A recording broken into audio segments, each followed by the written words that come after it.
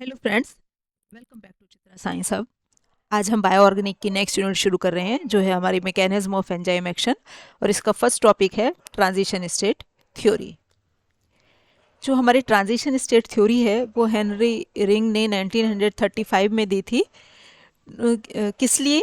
To understand the role of activation energy in chemical reaction, की chemical reactions में activation energy का क्या role है, इसे समझने के लिए हेनरी इरिंग ने 1935 में ट्रांजिशन स्टेट थ्योरी दी। According to this theory every reaction proceeds the formation of transition state between reactants and products. इस थ्योरी के हिसाब से हर रिएक्शन जब हमारा प्रोसीड होता है तो रिएक्टेंट और प्रोडक्ट्स के बीच में एक ट्रांजिशन स्टेट बनती है। जब रिएक्टेंट प्रोडक्ट्स में कन्वर्ट होते हैं तो वो डायरेक्टली नहीं होते, ट्रांजिशन स्टेट के थ्रू होते हैं।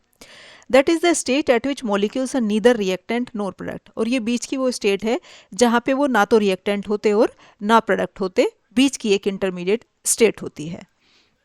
During transition state, the reactant molecule combine together to form a species known as activated complex। और इस ट्रांजिशन स्टेट में हमारे रिएक्टेंट मॉलिक्यूल्स जो हैं वो कंबाइन होके एक एक्टिवेटेड कॉम्प्लेक्स बनाते हैं। That's why transition state sometime also known as activated complex theory. इसी वजह से ट्रांजिशन स्टेट थ्योरी को एक्टिवेटेड कॉम्प्लेक्स थ्योरी भी कहते हैं। The energy required to form the transition state from the reactant is known as activation energy. और वो energy जो ट्रांजिशन स्टेट बनाने के लिए चाहिए होती है, रिएक्टेंट से जो ट्रांजिशन स्टेट बनाने के लिए जिस एनर्जी की रिक्वायरमेंट है उसे हमने कहा एक्टिवेशन एनर्जी। तो बेसिकली एक्टिवेशन एनर्जी हमारी क्या हो गई? डिफरेंस है, difference in free energy between the transition state and the substrate. मतलब रिएक्टेंट और ट्रांजिशन स्टेट के बीच का जो एनर्जी डिफरेंस है उसे हमने कहा आपका एक्टिवेशन एनर्जी या Gibbs free energy of activation. और डेल्टा जी क्या है? हमारी energy difference between product and reactant. तो डेल्टा जी स्टार तो है difference in free energy between reactant and transition state, और डेल्टा जी है हमारी difference in free energy between reactants and products. अब हम इसका डेरिवेशन देख लेते हैं। For the mathematical and thermodynamic formulation of activated complex theory we consider a simple bimolecular reaction. एक सिंपल बायोमोलिकुलर रिएक्शन हमने कंसिडर किया। ए और बी ने मिलकर एक एक्टिवेटेड कॉम्प्लेक्स बनाया और उससे हमारा प्रोडक्ट बना। जो जब हमारा एक्टिवेटेड कॉम्प्लेक्स बना तब था रेट कांस्टेंट के स्टार, और जब हमारा एक्टिवेटेड कॉम्प्लेक्स से प्रोडक्ट बना तब है रेट कांस्टेंट के टू। एक्स स्टार क्या है? एक्टिवेटेड कॉम्प्लेक्स है। और के स्टार क्या है? इक्विलिब्रियम कांस्टेंट है between the reactant and the activated complex. तो के स्टार क्या हो गया हमारा? एक्स स्टार अपॉन ए इंटू बी। यहाँ से हम क्या है एक्टिवेटेड कॉम्प्लेक्स की वैल्यू निकाल लेंगे। X star is equal to K star A into B. ये हो गई हमारी equation number first. According to activated complex theory, the rate of reaction is related to the concentration of the activated complex and the frequency of decomposition of activated complex। अब activated complex theory के हिसाब से rate of reaction किस तरह से activated complex की concentration और frequency of मतलब activate दो चीज़ के ऊपर डिपेंड करेगा। एक तो क्या concentration है activated complex की, और दूसरा क्या है कि किस फ्रीक्वेंसी से वो डिकम्पोज हो रहा है। तो रेट इक्वेशन को हम कैसे देंगे? रेट ऑफ डिकम्पोजिशन ऑफ ए। तो डी बाई डी टी ए क्या हो गया हमारा? के टू एक्स स्टार। क्योंकि रेट हमें किससे मिलेगा कि जिस हिसाब से हमारा के टू एक्स स्टार डिकम्पोज होकर प्रोडक्ट बनाएगा उससे ही हमारा रिएक्टेंट का हमें क्या है रिएक्शन का रेट पता चलेगा। तो रेट क्या हो गया हमारा? D by D T A is equal to K two X star. और एक्स स्टार ये हमारा क्या हो गया? K B into T upon H into X star. K B क्या है? जहाँ पे बोल्ट्जमैन कांस्टेंट है। उसने कहा कि दो चीज़ के ऊपर डिपेंड करेगा। किसके ऊपर? एक तो कंसंट्रेशन ऑफ एक्टिवेटेड कॉम्प्लेक्स, ये हो गई हमारी concentration of activated complex, and the frequency of decomposition of activated complex. अब ये हो गई हमारी frequency of decomposition of activated complex. उन्होंने कहा रेट जो है हमारा दो चीज़ के ऊपर डिपेंड करेगा। एक तो एक्टिवेटेड कॉम्प्लेक्स की हमारी क्या कंसंट्रेशन है, दूसरा किस फ्रीक्वेंसी से वो डिकम्पोज हो रहा है। वो substituting the value of x star from equation number 1। अब इक्वेशन नंबर 1 से हम इस एक्स स्टार, क्योंकि यहाँ हमने एक्स स्टार की वैल्यू निकाली थी, ये इस एक्स स्टार की वैल्यू हम यहाँ पे रख लेंगे। ये हमने रख लिया एक्स स्टार की वैल्यू यहाँ पे के स्टार ए इंटू बी। दस द रेट। अब यहाँ से अब इन दोनों इक्वेशन को यदि कंपेयर करने लगे तो हमारी के टू की वैल्यू क्या हो जाएगी?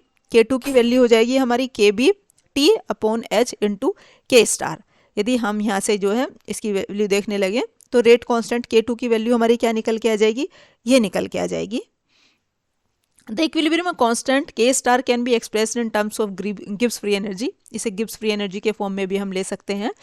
Gibbs free energy change for the activation process called delta G star. Delta G star क्या हो गया हमारा, Gibbs free energy of activation. Thus we can write delta G star is equal to RT ln K। ये हमारा thermodynamic का relation है। Delta G star is equal to minus के RT ln K star. और दूसरा delta G क्या होता है हमारा, delta G is equal to delta H minus की T डेल्टा S के बराबर होता है। थर्मोडायनेमिक का रिलेशन है। यहाँ पे हम इसकी वैल्यू रख देंगे। तो यदि हम ये डेल्टा G की जगह हम ये वैल्यू रख देंगे डेल्टा H स्टार माइनस के T delta S is equal to RT ln K। तो यहाँ से हम K स्टार की वैल्यू निकाल लेंगे। K स्टार की वैल्यू हो गई e की पावर माइनस के delta G star by RT is equal to, अब डेल्टा G की हमने वैल्यू रख ली तो ये हो गई हमारी e की वैल्यू माइनस के delta H star by RT into e की power delta S star by R। अब हम K की value substituting the value of K in equation number 3, sorry K नहीं, ये K स्टार, ये K स्टार है हमारी ये वाली value. substituting the value of K star in equation number 3। Equation number 3 कौन सी थी हमारी, ये वाली। यहाँ पे हम इस K स्टार की वैल्यू रख लेंगे। तो ये K स्टार की वैल्यू हमारी यहाँ निकल के आ गई। इसे इक्वेशन नंबर 3 में रख देंगे। ये वर्ड K स्टार है, यहाँ पे K नहीं है। तो यहाँ से K2 is equal to KBT upon H, यहाँ हम K स्टार की वैल्यू पुट कर लेंगे। K स्टार की वैल्यू हो गई है हमारी ये। तो हमारा ये रिलेशन निकल के आएगा KBT upon H into e की पावर माइनस के delta H star by RT into e की power delta S star by R। Equation number जो 4th है इसे ही हमने रैंक इक्वेशन कहा for the rate constant of a simple bimolecular reaction. Here delta H star naught क्या है हमारा, स्टैंडर्ड एंट्रोपी ऑफ एक्टिवेशन जो हमारी डेल्टा S नॉट स्टार है, और डेल्टा H नोट स्टार क्या होगी, स्टैंडर्ड एंथैल्पी ऑफ एक्टिवेशन।